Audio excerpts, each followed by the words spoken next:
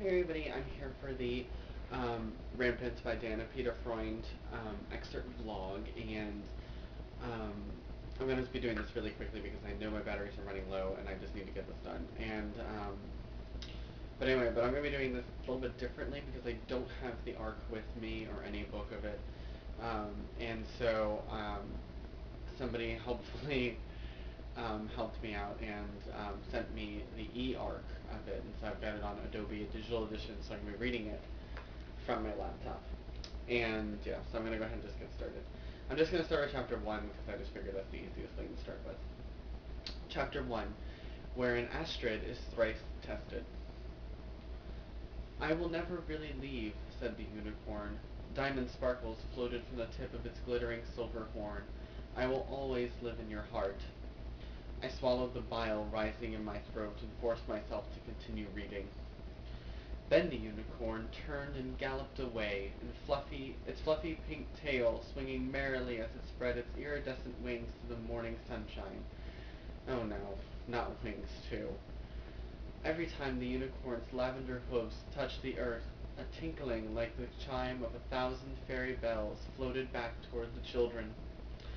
Shuddering, I raised my head from the picture book to look at the rapt, upturned faces of my charges.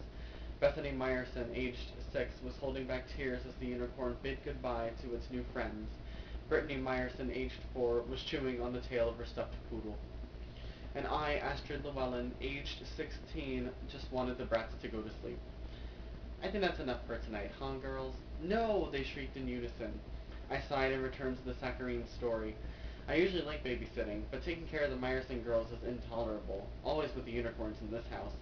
Each kid has a half-dozen plush or plastic horned beasts lying piled on her bed, and Bethany's bedroom is even ringed with a wallpaper border of unicorn heads with shimmering eyes and horns that glow in the dark.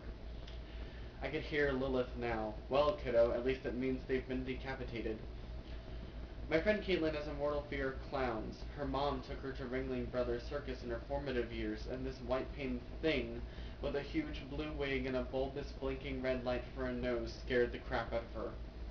She won't even go to the state fair, and we're in high school. Parents can really scar a kid with stunts like that. Sometimes I wondered if my mother Lilith understood the kind of damage she was inflicting on me with all her delusional stories about bloodthirsty unicorns.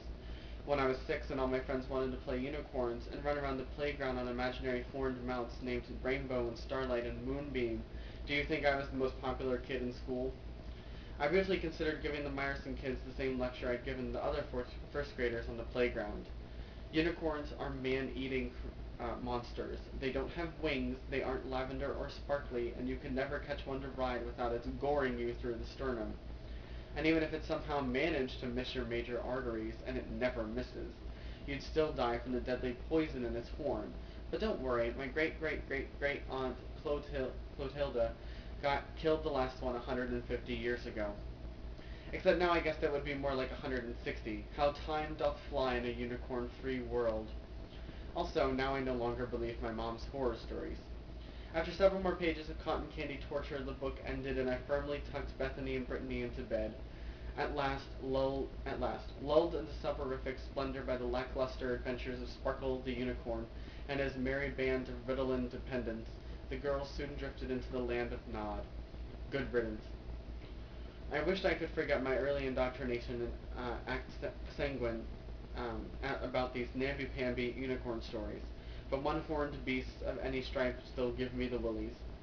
My mother considers herself a militant purist. She believes that this so-called revisionist unicorn history is a disgrace to the sacrifice of our ancestors, that we should be honoring their memories by promoting the truth about these vicious beasts. These vicious, extinct beasts.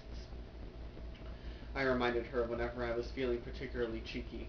Usually I didn't deign to answer at all. I'd long ago learned that indulging her fantasies meant chaining myself to her lifestyle. I set up my trusty baby monitor, closed the bedroom door, and called Brant on the cell phone Lilith finally got me last winter.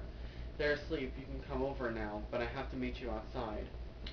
This is more for my protection than out of consideration for the slumbering children.